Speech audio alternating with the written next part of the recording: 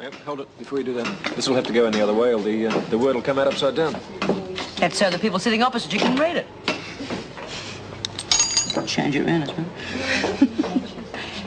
Hey, thanks for helping me out at lunchtime, Bea. It's okay.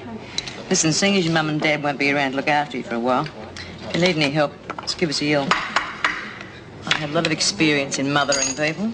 Have you got a lot of kids on the outside? No, I had a daughter, but she's dead. Hey, see that woman over there, Mari? Well, she reckons she's top dog in here. Is that right? She thinks she is. Keep away from her. She's trouble. Excuse me, Mr. Marnie. I need Smith and Dodds for kitchen duties. Right, Miss Conway. Bea, Angie, see you tomorrow. Okay. Listen, you know Sandy, don't you? We'll stick with her. She's okay. All right. Thanks again, Bea. All right. Must have been a nice long lunch. No, I wasn't at lunch. To go out and see Judy Bryant. She's in a bit of a jam. Surely that's a parole officer's job. Well, they were special circumstances. Didn't Janet or Mrs. Davidson tell you where I was?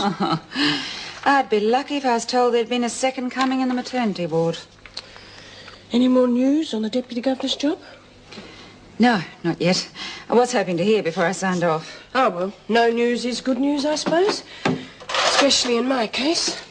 Having second thoughts? Hello? Yes, Mrs. Davidson. Yes, right away. Well? She wants to see us in her office. Well, this is it. Good luck. Yes. I know you are both very anxious, so I won't keep you in suspense. The board has just handed down its decision. The appointment of Deputy Governor goes to Mrs. Morris. Congratulations. Oh. Well, thank you, Mrs. Davidson. I'm sorry, Colleen. You must be very disappointed. No, of course not.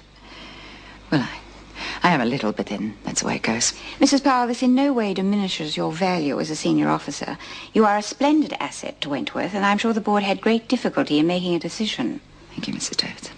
Now, if you would excuse us, I have a few things to say to Mrs. Morris. Of course. Congratulations, Mick. Well, I must say I expected a little more enthusiasm.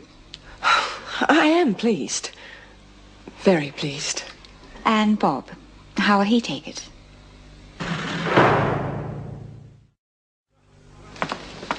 Good afternoon, ma'am.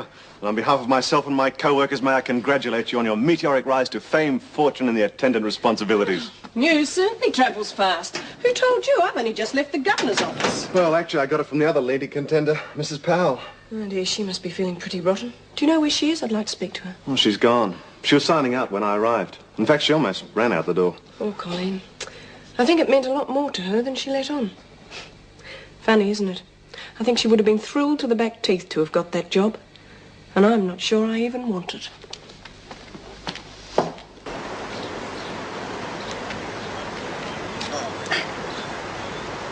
Thank you. Mom, must have been so frightening for you. Yeah, it was, love. I would never have gone away if I'd realized. I suppose, Darling, I didn't want you to know about it. besides, he was starting to threaten you. I wanted you safely away in Queensland.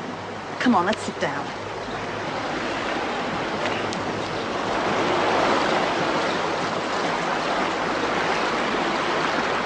Oh, yep.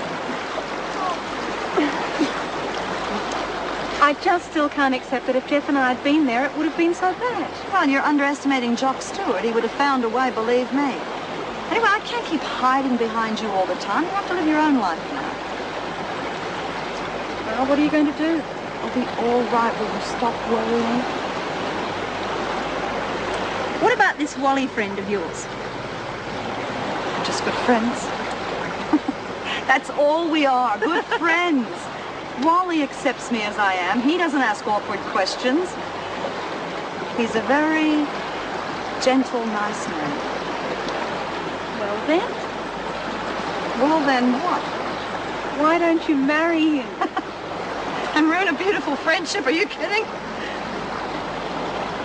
I'm just going to worry about you while I'm away, that's all. Darling, please stop it. I've looked after myself okay for 21 years, haven't I? Done a pretty awful job of that. Wish you'd stop nagging me. Have you made arrangements for tonight?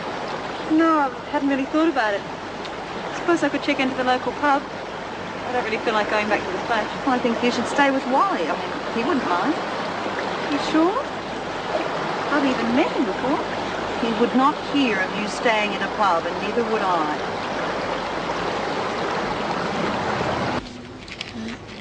Hey, look.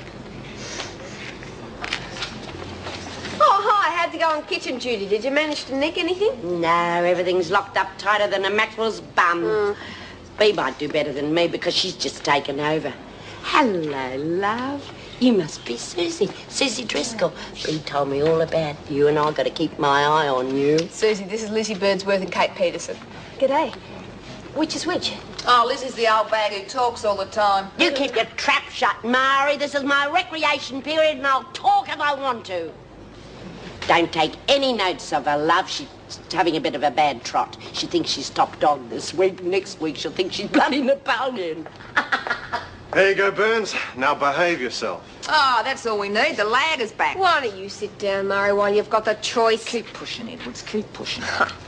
Mr. Faulkner, the drill in the workshop's on the blink. Will you get it fixed? You have to take it up with the new Deputy Governor, Oh, who is it? Mrs. Morris. Beauty! Oh, I was hoping it wasn't Mrs. Powell. I mean, she can be too tough. Don't underestimate Mrs. Morris, Lizzie. You don't have to tell us that. We've known her for years. She's firm, but she's fair. Exercise period's due in a couple of minutes, so get yourselves ready. Hey, I'm sorry to hear about your escape attempt. Oh, some attempt. Only Lagger had blown escape to save a screw. I wasn't saving a screw. I was saving the dogs. Though, mind you, if it had come to a choice between you and Conway, I might have had second thoughts. If you want to try anything, you better start with me. Oh, no, you're a real special case. I'm saving you up for the right moment. Suit yourself. Come on, kid, let's go and get some fresh air.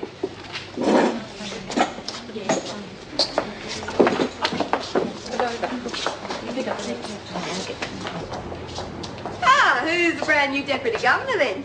Better watch it, girls. Hawkeye Morris is on the job. Good on you, Mrs. M. Oh, 3 cheers for the new Deputy Governor. Hip, hip, hooray! Hip, hip, hooray! Hip, hip, hooray!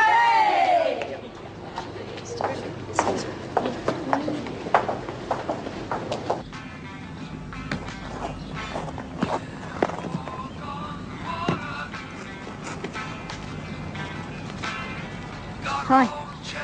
Oh, thanks. Just like to thank you for sticking up for me against Mari in there.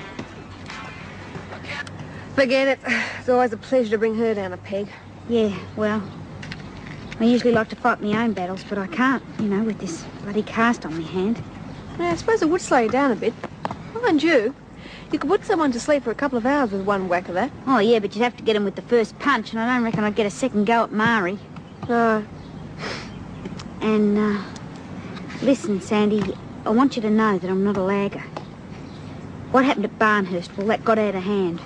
They pushed me into a corner. It's real tough in there, and it's getting tougher every day with Vera as governor. Well, the way I see it is whatever happened in Barnhurst just happened in Barnhurst. No one can judge you here because no one knows the full story. Anyway, I reckon you paid for your mistake. As far as I'm concerned, it's over and done with. Oh, well, if it ever comes to a real showdown between you and Mari, you know you can count on me. As soon as I get this bloody cast off, that is. Thanks.